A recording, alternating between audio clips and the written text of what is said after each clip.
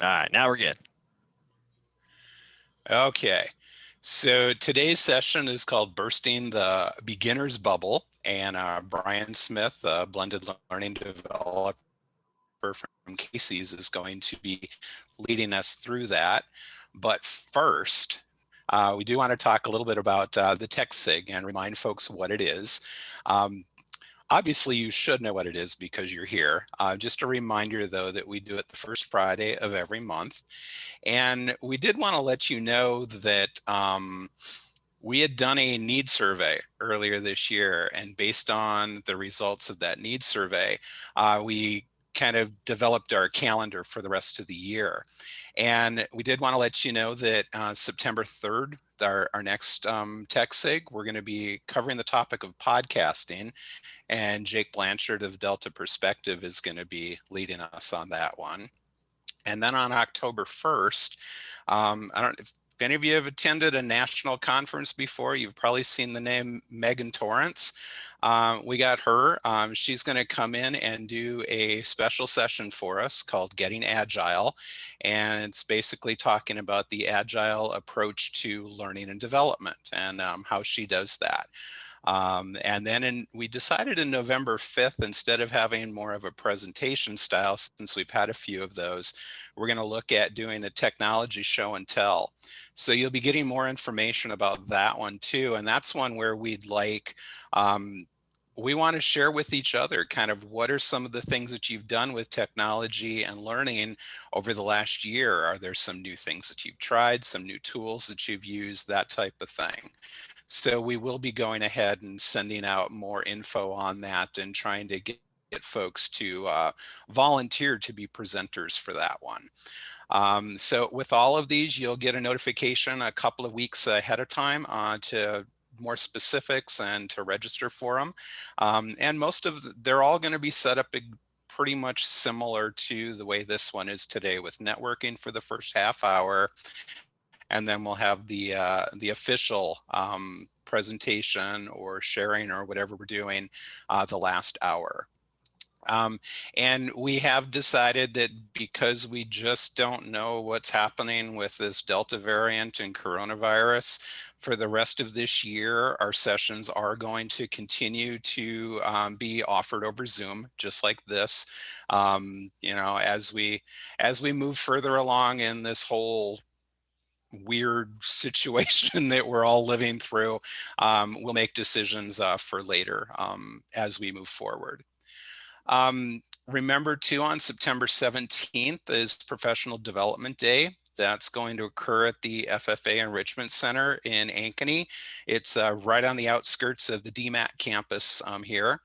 And if you haven't seen any information about it, you're probably deleting your emails, and you shouldn't be before you read them.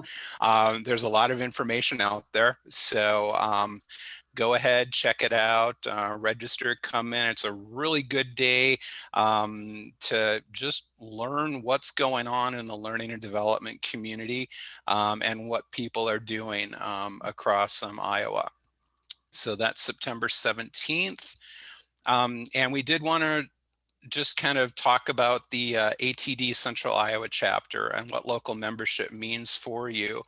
You do get free or discounted event attendance. You get access to other training and development professionals in the area.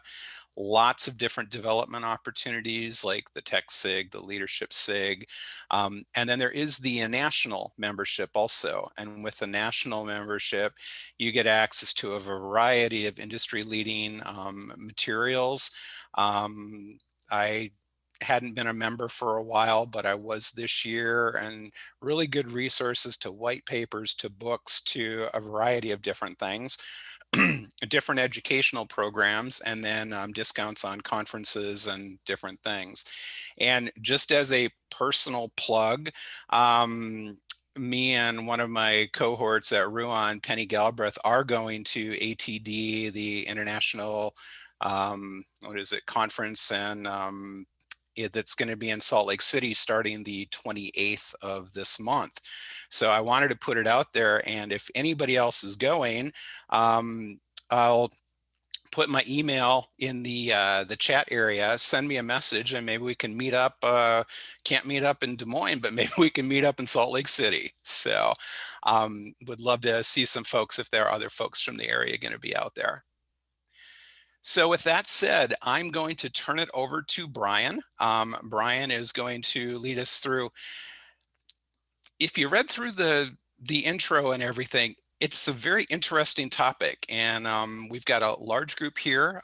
So Bryan, take it away. I'm going to stop sharing, let you do what you need to do. Do you have access to be able to share your screen, sir? I believe I do. Do you all see my screen? We can.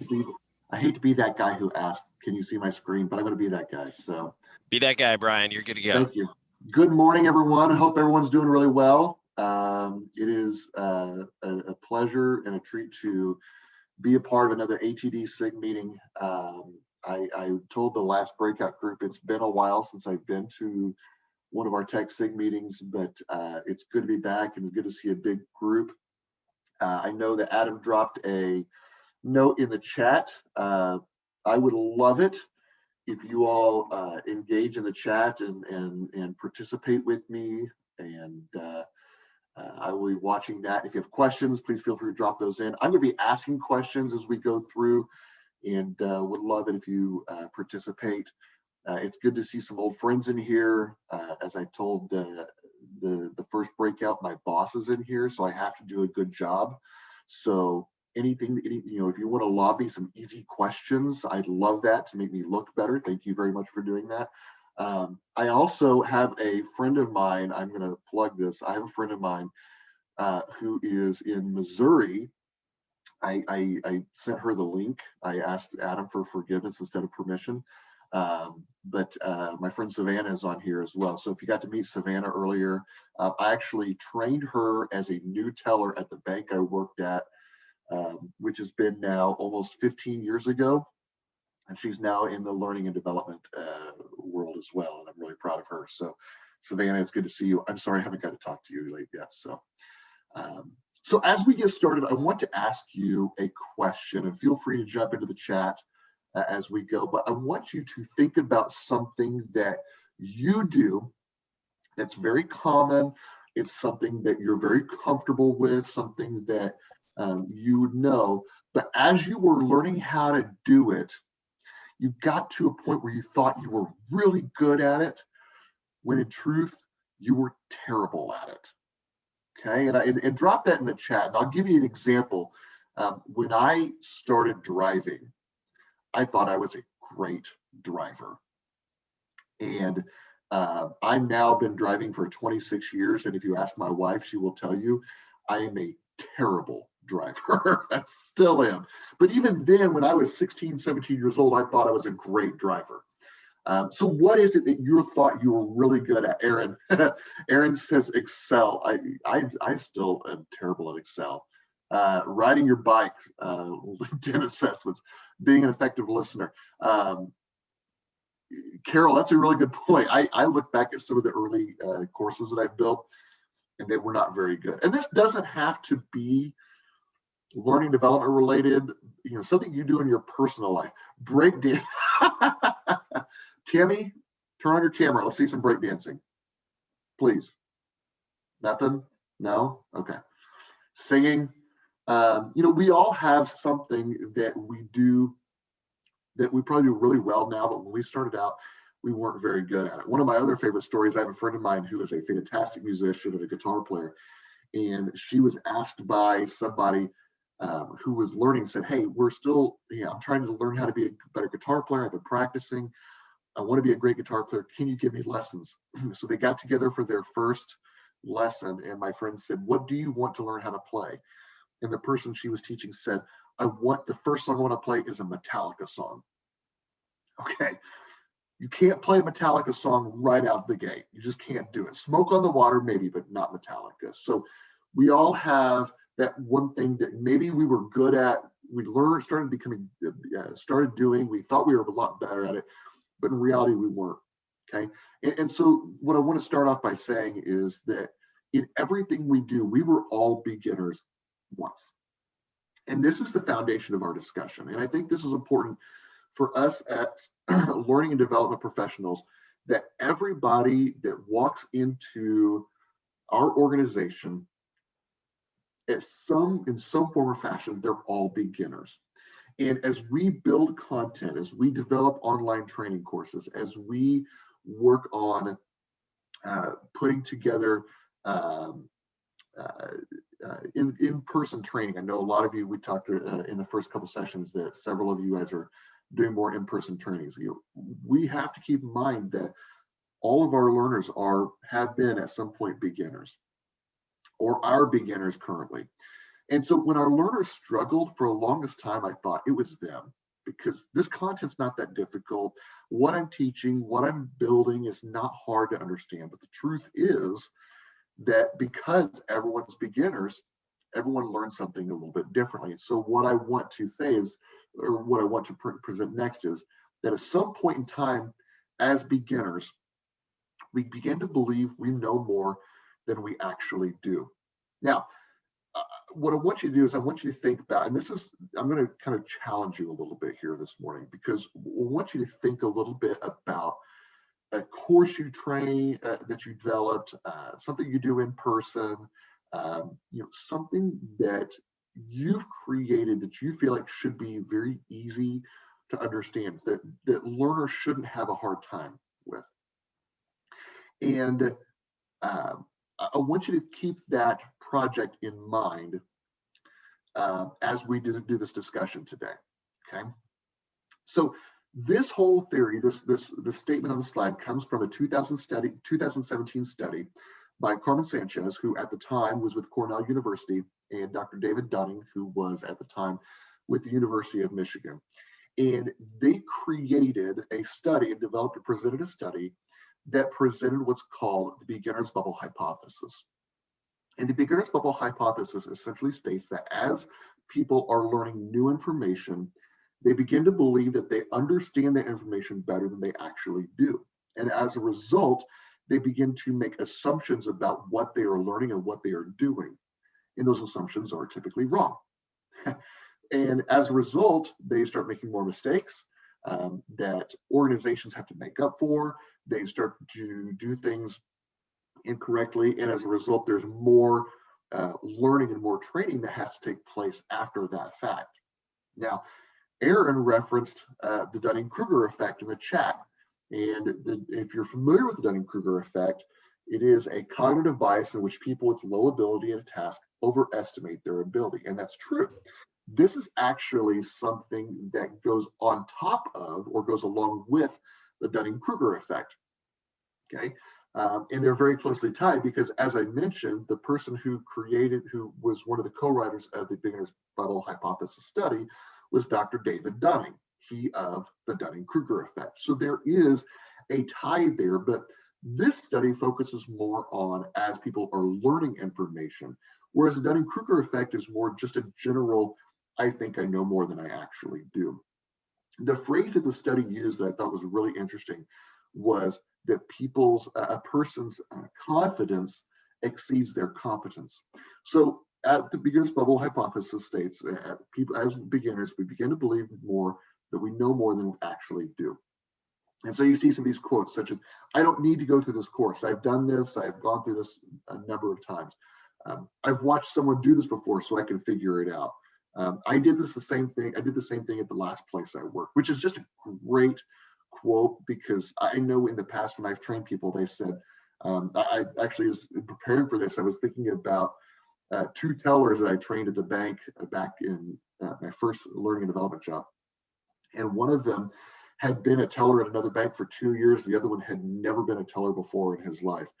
And the teller who did the best was the one who'd never done it before, because the other teller, she only made it for 2 months at the bank, because everything she said was, well, I did this at the last place I worked. Oh, we did it this way. Oh, when I did this, and she never could get past the fact that we did things differently. And so, go ahead. Somebody said something? Okay. So anyway, so that's the purpose behind the beginner's bubble hypothesis. So the purpose of our discussion today is to identify ways that we can help reduce the overconfidence of our learners. And Paige brings up a good point, especially in leadership training. I've been a leader for years. I already know how to lead. Well, do you? So what we want to do today is develop exercises to help reduce our learners' overconfidence to minimize their mistakes. So what are we going to talk about today? Well, we're going to talk about how we can develop scenarios that are challenging for our learners, that make our learners think about what they're doing and why they would make the decisions they would make. We're going to talk about writing effective assessments. We're going to talk about how the assessments we build, the questions we write, the situations we put those learners in help them learn. And then we're going to talk about creating great feedback that help our learners understand why their answer was correct, or even better, why their answer wasn't correct, and what they need to know to help them have the correct answer later on. Now, a couple of things that I want to talk about is that I want to mention before we get started is we're not going to discuss the study in full. It's about an 18-page study. It's a great study. I do not have copies of it for all of you. I'm not going to drop it into the chat, unfortunately. But I did access it through one of the university libraries. So if you have access to an educational resource, feel free to go out and look for it. Again, it's by David Dunning and Carmen Sanchez. It's a great study. It's very interesting. But we could spend our entire time this morning talking solely about that study. And I don't think that's the best use of our time, because this is a tech SIG. We're going to talk about what we can do and how we can build things. But do check out the study if you can. I also, again, I want you to think about, as we go through this, one of those sessions or one of those courses or one of those instructor-led trainings that you guys have where your people are struggling, or maybe they get into the training and they understand it, and then as they leave it, they begin to make a bunch of mistakes. And let's identify ways that we can make those better. Okay, so have a piece of paper next to you, write down one of those courses. I have one in mind personally that I think our organization could do some really great things to make it better as well. So think about that on the side. Again, if you guys have questions or you want to jump into the chat, please feel free to jump in the chat. Okay, let's start with scenarios. All right, first question. I'm going to make people talk in the chat again some more. Okay, for those of you, how many of you, if you use scenarios, jump in the chat and say, yeah, I use scenarios, or I don't use scenarios. I'd like to use scenarios. I've never used scenarios. I don't know how to do it. Jump those in, put those in the chat. You could be honest if you don't use scenarios. Actually, there's nothing wrong with that. Okay.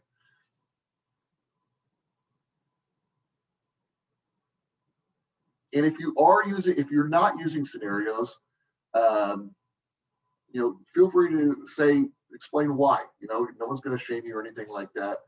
Aaron makes a good point. It takes time and subject matter expert interaction to make good ones. Very, very good point. Use them sometimes, we use them often. Role play activities. Thank you, Savannah. Work on a training direction. So this is good. We're having this conversation. So some of this may be really easy for some of you. Some of you, this is brand new, and that's okay too. So I want to reference back to the study, the beginner's bubble hypothesis study, in that as they built this and created this study, they went through 6 different studies, and they used 3 different scenarios. Okay. And in these scenarios, all of the participants of the study had to participate in a quote unquote activity. Okay. So one of the studies diagnosed potential infections in a post-apocalyptic world overrun by zombies. I'm not a zombie guy. I don't watch Walking Dead. I didn't get into it. Okay. But I know some people really enjoy the whole premise of zombies coming in and taking over the world. And this was actually one of the studies, was that they had participants who would serve in a medical situation where they had to identify potential diseases brought on by the zombie attack. And so they had to diagnose certain situations. They had to make decisions about what that person might have been infected with, or maybe wasn't infected at all, excuse me.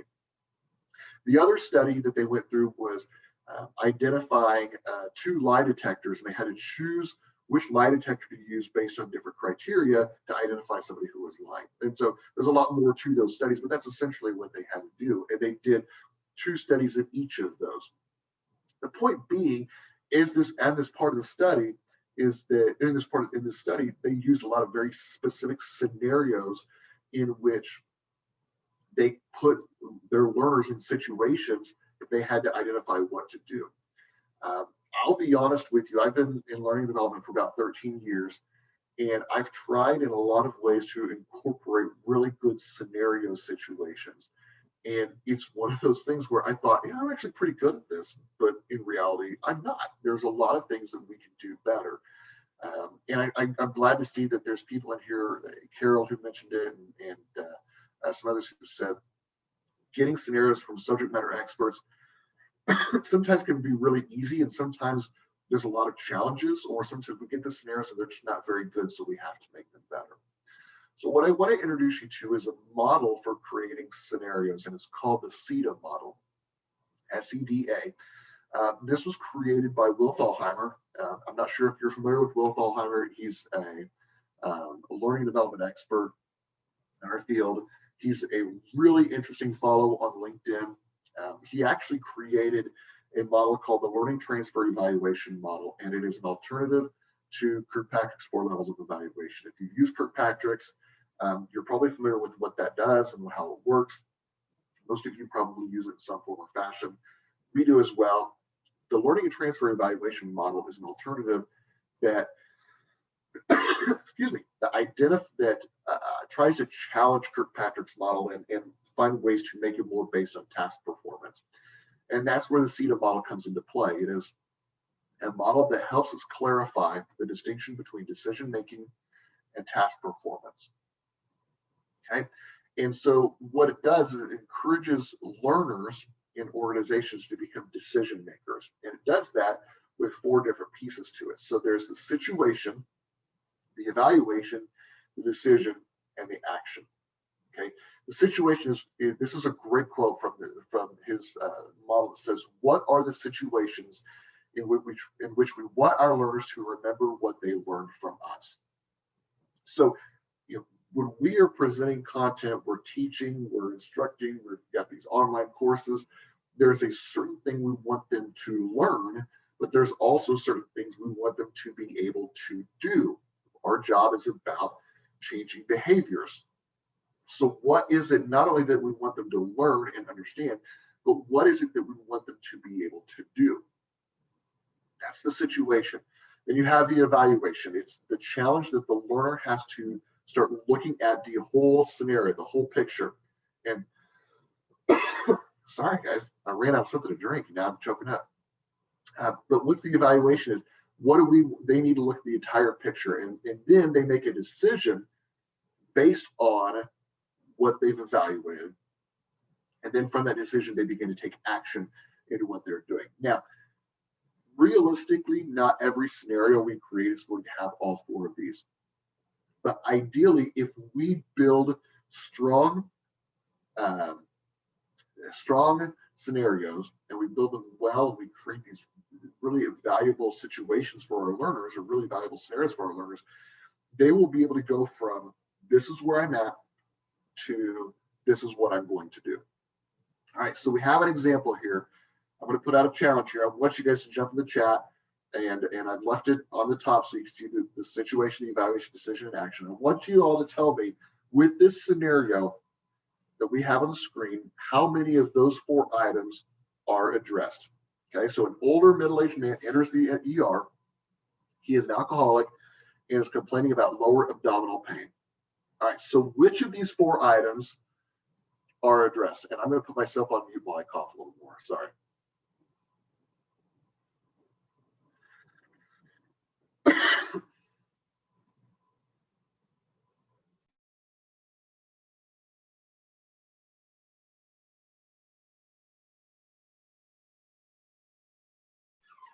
Sorry about that. Okay, so we have a lot of people saying situations. Okay, So there is a situation, and you keep jumping into the chat if you want to, if you see other things, but yes, there is absolutely a situation. Older middle-aged man enters the ER. He's complaining about lower abdominal pain. Okay. Is there an evaluation? Okay. Aaron.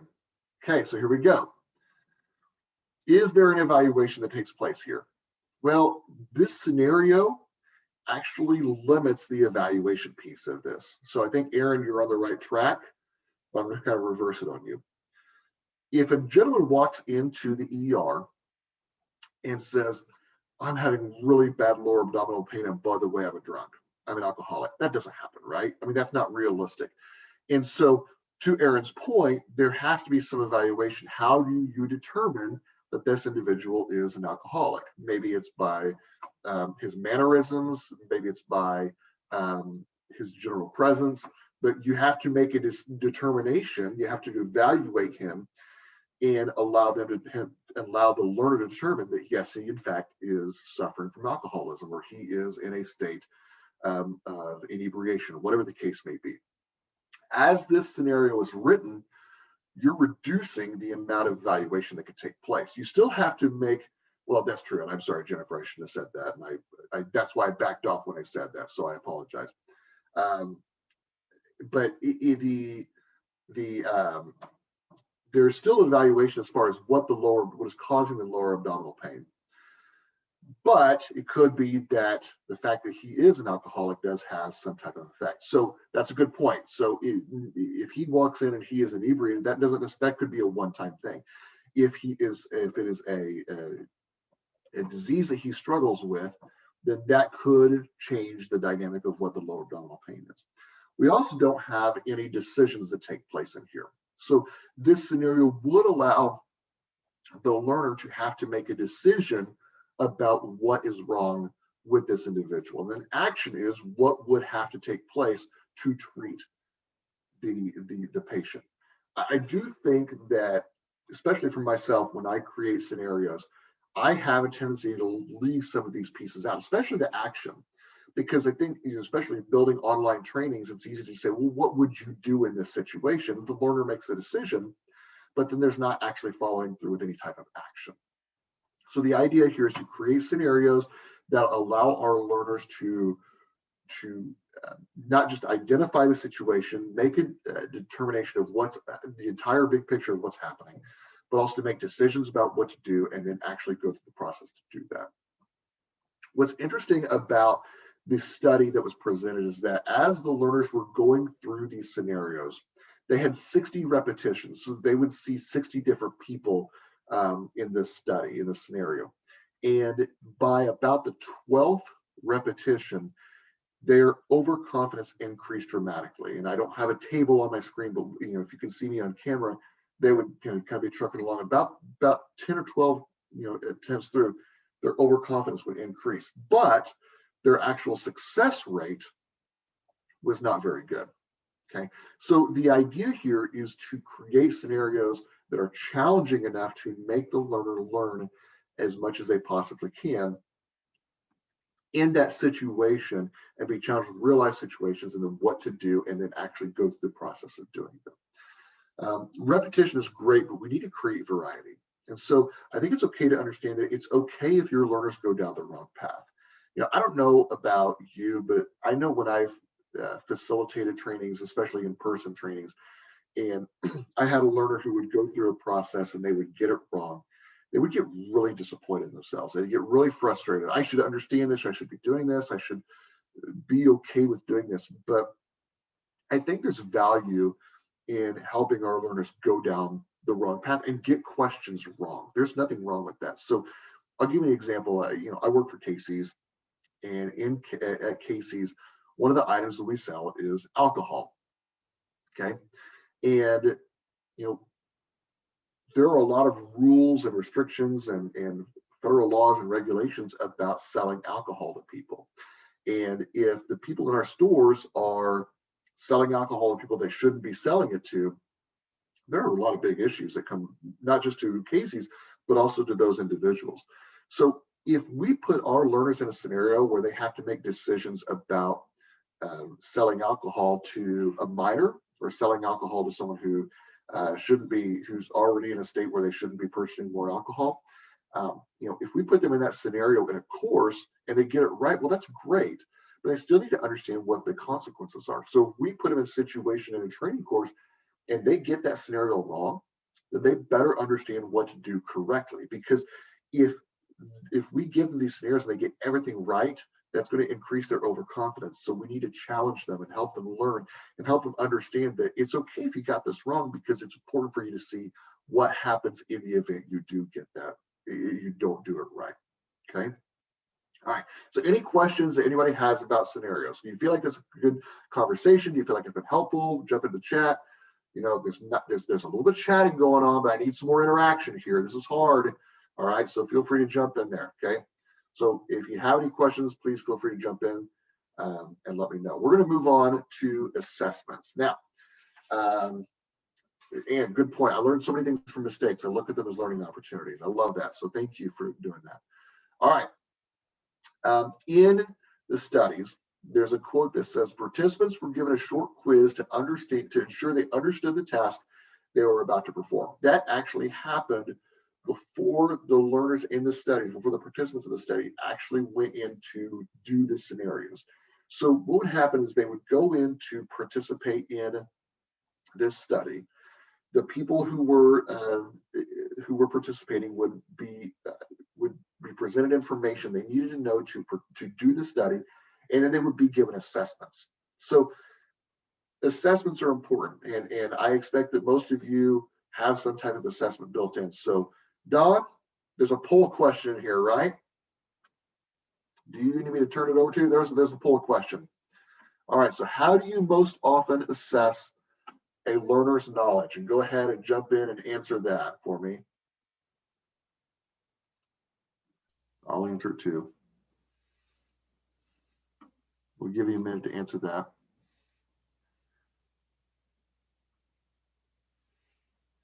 Great comment, Savannah. Thank you for your comment in the chat there. Okay, we got about 75% of them responded, Brian. Perfect. Do you want me to go ahead and end it and show it? Sure, let's go ahead. All right. So here's the results of our poll. Okay, 58% of you said I use multiple choice questions. 25, about a quarter of you said scenarios. 4%, I'm guessing that's 1 to 2 people use essay questions. And there's a handful of you that say, I do something completely different. If you do something different, jump in the chat if you'd be willing to share that. I'd love to see what you do. I actually asked the same poll question last summer on LinkedIn because LinkedIn is the great resource for all things surveys.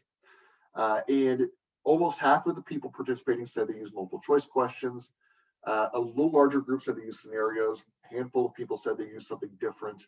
And then one person out of about 40 that answered said they use essay questions. Some of the things that are in the chat, choose your own adventure style learn trainings. So scenario-based learnings, I love that. Learners can go back and try every available path. I think that's good information. Let me see who said that there. Jennifer, that's a great point, that not only that you're letting people go back and looking at other things. Aaron had a comment here that scrolled up on my chat and I missed it. So the LMS only allows true or false or multiple choice assessments, but we use scenarios and other interactions with the training content. That's great. Skill application for qualified electrical workers. They have to physically show doing something correct. That's good. Miranda says scenarios, actual calls, feedback from other people, multiple choice, open and responsive. There's a lot of really good variety here, and that's great. Okay. So it's good to see that there are a lot of different options that people are using in their assessments. With our organization, a lot of what we do has been multiple choice questions. We've tried to incorporate some other scenarios and other activities and things like that. Some people in our industry, I'm just going to address this, and I don't know if you've seen this on LinkedIn, but there are some people in our industry who believe that multiple choice questions are not a valid form of assessments because they only assess a learner's knowledge. And I honestly completely disagree with that premise, because we could build multiple choice questions that allow learners to show their knowledge, true, but also they have to make decisions based on a situation. They have to choose that. Now, there's not much action necessarily that takes place, but there are ways that we can create assessments, multiple choice assessments, that allow us to challenge that. Paige says it's hard to evaluate data when assessments are essay based versus some of the other styles. How have others been able to get good data reporting with essay type answers without building in evaluator bias? That's a great question, Paige. And we're going to talk about that here in a little bit. And I don't know that I'm going to have a great answer for it, but I'm going to try to have an answer for it. Okay. So next slide. To gain a new skill, the learner needs to have some core knowledge to execute that skill. Okay. Is it bad to assess knowledge? I don't think so. I think for an individual to be able to properly execute some skill, they have to have some basic knowledge. And we need to confirm a learner's understanding before we teach a skill. I worked previously, before I started with Casey's, I worked at Mercer, and that's call center. And there were a lot of clients that the call center representatives needed to help. And I would build assessments that would require the learner to go out and look up information in the knowledge management system to answer those questions. That's not a knowledge-based question. Those are skills questions. But they still have to have the knowledge to understand how to navigate through that system. So here's another example. Anybody on here know how to do the waltz? I'm a terrible dancer. Anybody know how to do the waltz? Okay. Well, if you're teaching someone how to learn how to dance the waltz, there's things that they need to know before that. They have to know that you dance the waltz to a song in 3/4 time. And if you're not musically inclined, you have to know what that means. What is 3/4 time? What does that sound like? What is it? So just by nature of participating in a skill, there are some knowledge things that you have to be able to do. Now, I am not a professional expert in creating multiple choice questions, but Patty Shank is. And if you're not following Patty Shank, or you haven't followed her, I do encourage you to do so. She has some really great sessions.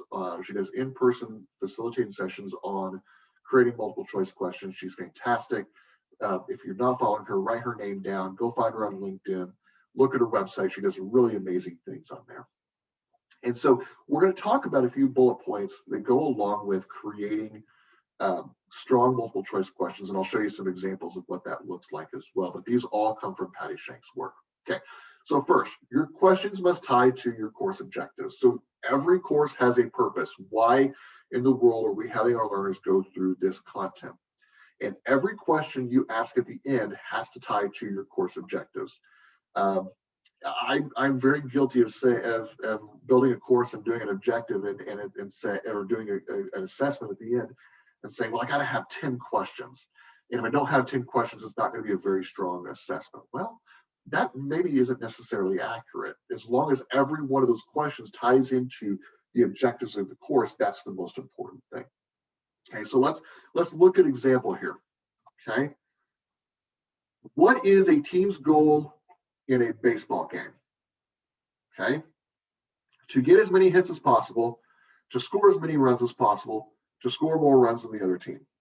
Now, why would this question be viable? Well, if we're teaching a course on how to play baseball, and I love baseball, I'm a huge baseball fan. So if you're a baseball fan, raise your hand. I love it. Okay, but I'm building a course on how to play baseball. Okay, one of the objectives of the course is to learn the best way to win a baseball game.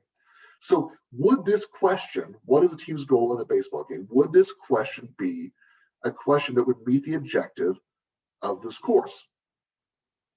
Okay, I would say yes, because you're teaching your learners that if you want to know how to win a baseball game, you have to know that you have to score more runs than the other team. So this is a very simplified example of a question that would meet that type of objective.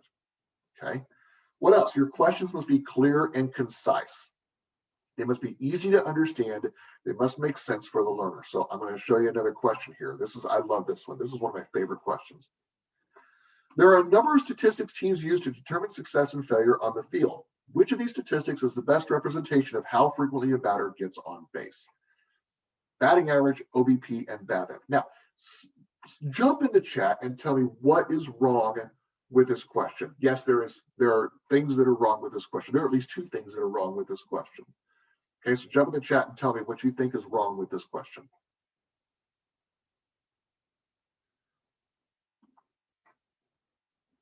And Savannah Hampton, you're a baseball fan, so you should need to be answering this too. I'm calling you out. Okay. One answer is spelled out, the other 2 are acronyms. Yeah, there are acronyms in here. Okay. So we have batting average, we have OBP, we have BABIP. Okay. If you have been ideally, the course, the content has addressed what OBP and BABIP are. But if it hasn't done a very good job of that, your learner's not going to have any idea what that is. The other point is, Melissa mentioned this, Savannah mentioned this, Carol says this, this first sentence is irrelevant. There are a number of statistics teams use to determine success and failure on the field. That is part of the course. That should have already been addressed in the course. So really the only thing you need on here is that second sentence. So it's too wordy, and the answers are not clear.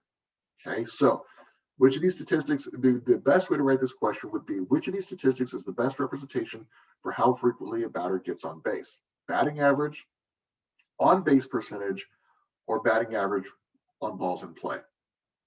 And the answer to that is on base percentage. Okay, and my wife and I have had multiple fights over this because she believes it's batting average, and I will always say this, but I'm right on this. Okay, my wife is right on most everything else. This is what I'm right on. I claim this. All right. Third point, each answer should be realistic. Now, I am the guiltiest of all sinners on this, because when I create questions, sometimes I struggle to find a third or a fourth option to choose. And so I put something in there that is not a realistic answer. Okay, or it's a funny answer. Okay, and what happens is sometimes that can be really confusing. I've actually gotten to the point, and you'll see this in my examples, where the number of options I put in, I only put 3 options in there. And actually, Patty Shank's work, and if you know Kara North has done some training on multiple choice questions as well. They've both identified that the optimum answer is optimum number of answers is 3. When you get to 4 or 5, it becomes too confusing. Okay, so yes, it is tempting to do the funny answer. I like a funny answer. I like to be clever. I like to be a little bit obnoxious, but it can create more confusion for the learner. So let's look at a question here. Okay, what must the runner touch? This is another baseball question. What must the runner touch to score a run? The end zone, the goal, or all 4 bases? Now, even if you are not a baseball fan, there's a pretty good chance that you should be able to answer this question.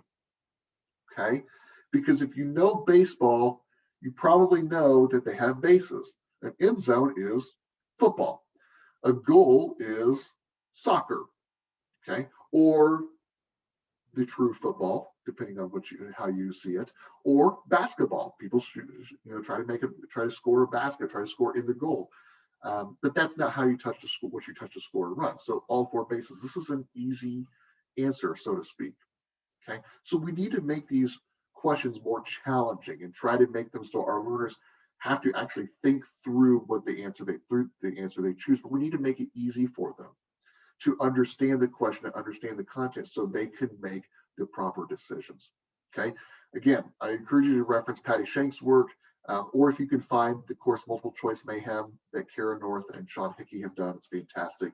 And they go through a lot of that. And actually, if you go watch that course, if you're able to find it, it will actually really challenge you on writing good multiple choice questions. All right, essay questions. Okay, Paige, I think you were the one that mentioned essay questions earlier on. I like essay questions. Okay, first of all, let me ask you this. Anybody in school really enjoy answering essay questions? Or anybody in your world right now, if you have essay questions, does anybody really enjoy answering them?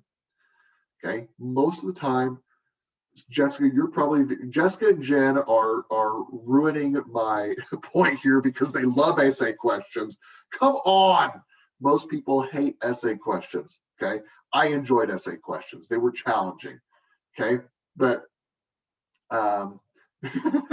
Paige, most people, in the real, don't necessarily like essay questions because they have to write. I'd rather just choose an answer and move on. And that's why we don't often use them. But I would argue that essay questions challenge our learners by explaining a process in their own words.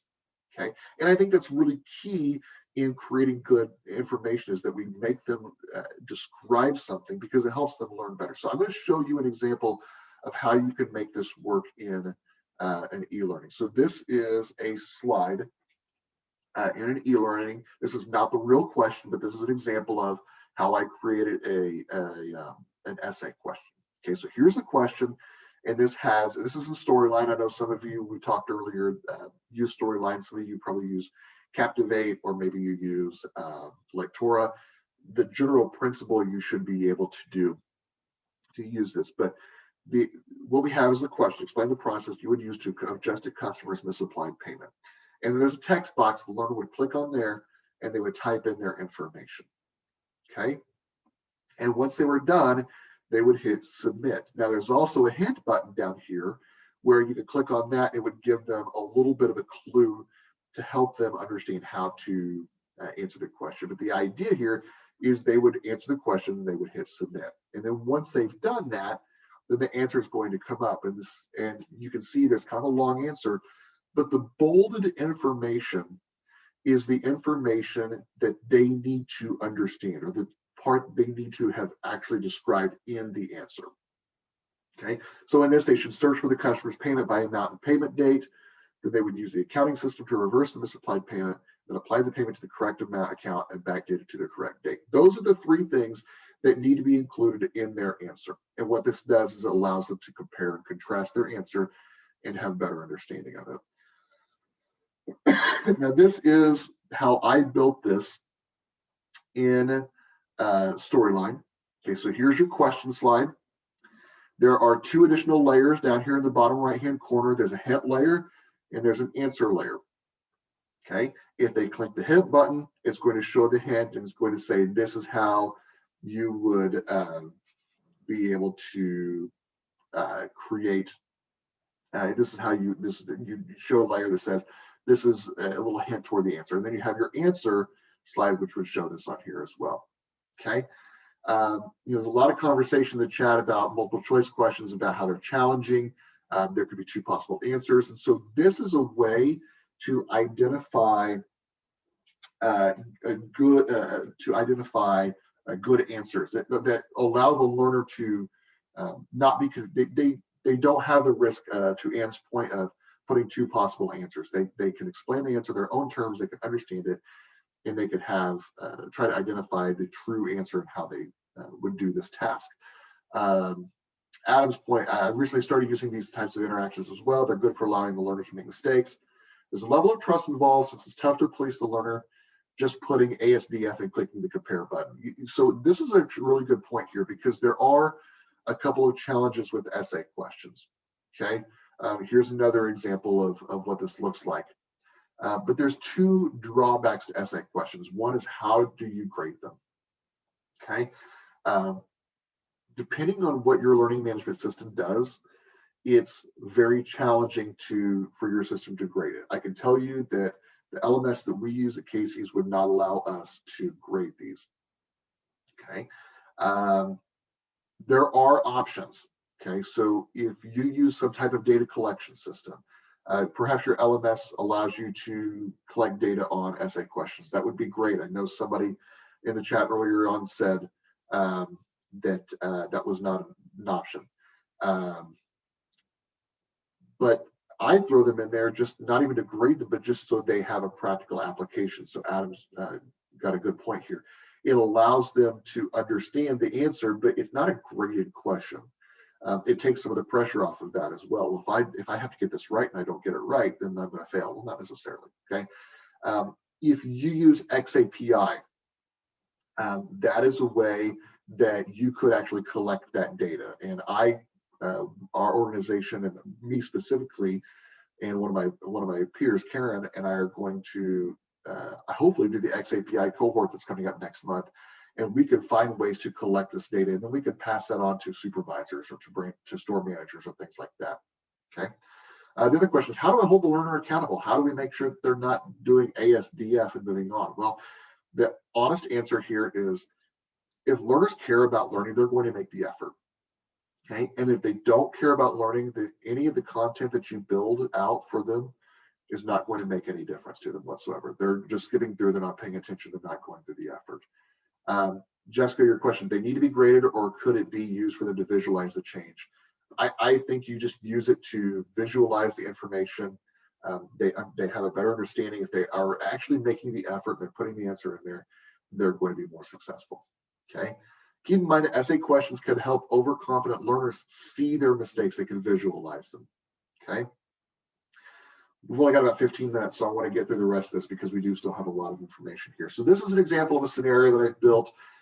This is a branch scenario. The way I've created these is I created number variables that increase. There's a couple different ways that you can create a scenario. To grade a scenario, you can use a number variable, and when they view an appropriate slide, that number variable increases, and the passing score happens when they meet that number variable. Or you can also build this now if you have Storyline, and it's not necessarily a new version. They updated it back in September last year, I believe, but they can also create multiple result slides. And so you could have a result slide that says, hey, you passed because you got to this point, or you did not pass, or you have another result slide that says you did not pass because you got to this point. So you can grade certain scenarios as you build them. If you guys are grading your scenarios, I'd love to see how you're doing those. Or maybe it's just that you viewed this slide specifically. I'm not sure how you built that, but there are different ways to create scenarios. I will tell you, Christy Tucker does phenomenal work on presenting information on creating branch scenarios.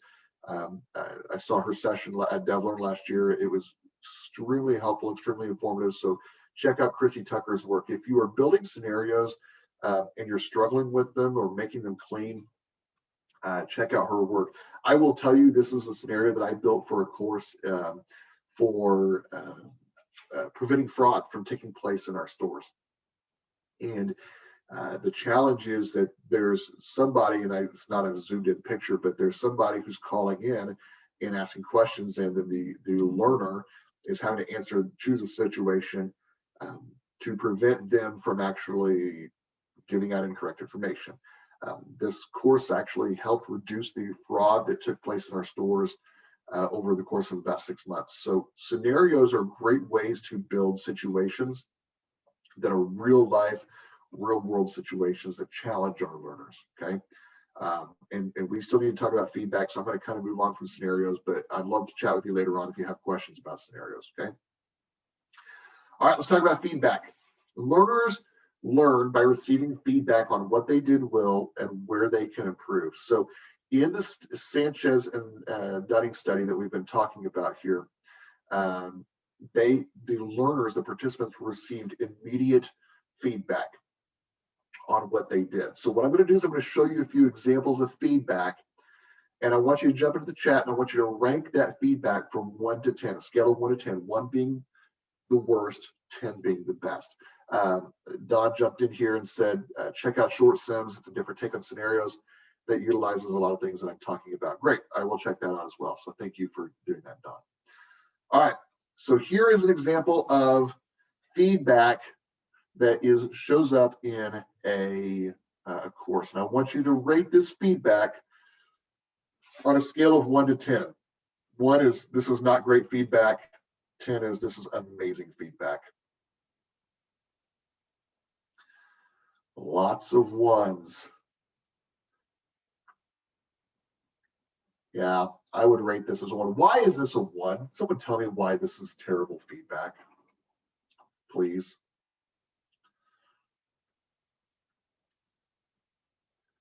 Doesn't say anything. It's not helpful. You got the question right. You got the question wrong.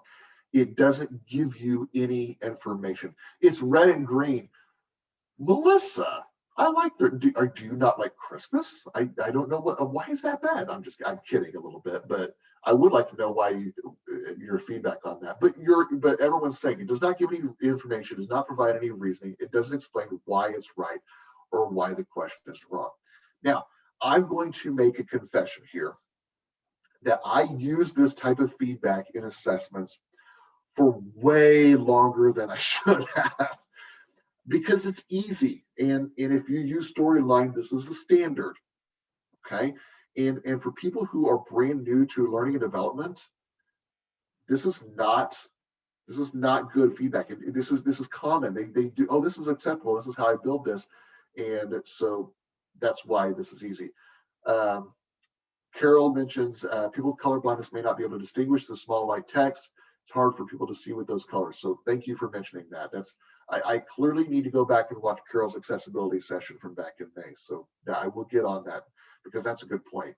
People who have color blindness or have trouble seeing the white text, that's not very good. So that's good information. Okay.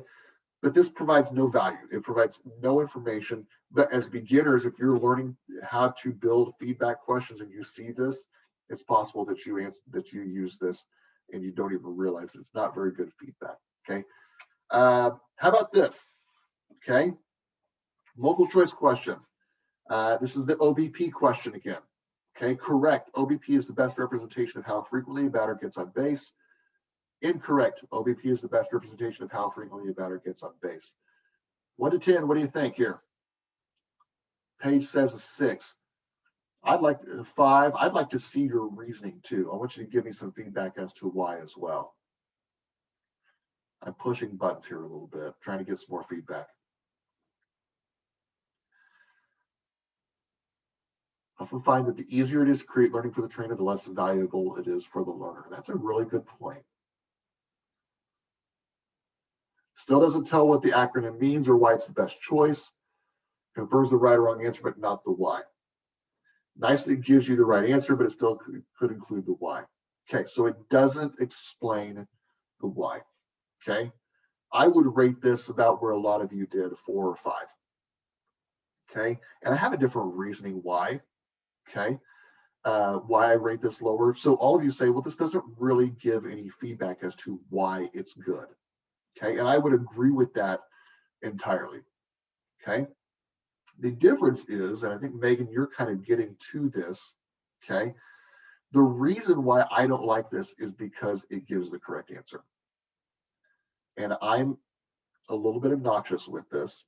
Okay, but I would rather give an answer give feedback as to why this is the incorrect answer than I would to give them the correct answer. And there's a couple different reasons why I do that. Is that I want our learners, if they have to go back and retake this assessment, I want them to have to think about what the answer is. But if they go back and review it, they would be able to see what the correct answer is. I want to challenge them. I want them to think, okay, well, I got this answer wrong. Why did I get this answer wrong? I see that I chose this answer and it was not the correct answer. So what is it that I need to know? Kelly says, if the correct response only repeats what the correct answer is, do learners even read the extra info? That's a good point. Okay, so we're trying to challenge our learners to understand why this is the correct answer. All right, next one. Okay, here's the last example. Correct, OBP is the best representation of how frequently a batter gets on base. Incorrect, the batting average does not consider the times a batter walks or is hit by a pitch. Okay, so how would you rank this?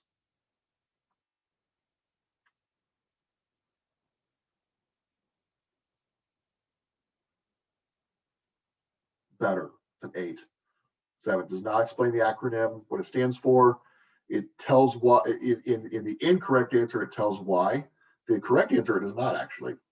Okay, so there's room to make that fix. Yes, we can take out, we can make some adjustments to that, but it does explain the answer why. Okay, feedback has to provide value to the learner.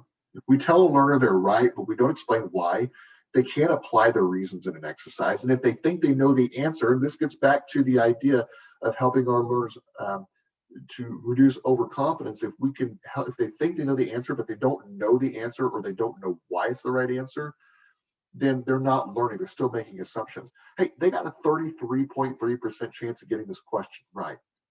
If we just tell them you're right, you're wrong, or we don't explain the why, then they're still not learning anything. They're going to continue to make assumptions. Okay. And yes, I could do a better job of explaining it, putting the on base percentage or what, explaining that. So there are different ways that we can provide better feedback. All right. Last thing I want to say, okay, as we're wrapping up. An individual's overconfidence will never truly go away. Okay, Sanchez and Dunning studies showed that participants become more confident in their theories as the experiments continued. The study itself says, this is a direct quote from the study, as our participants gained experience and feedback with the tasks, their accuracy rose in an incremental and linear fashion. The confidence they expressed, however, was anything but linear.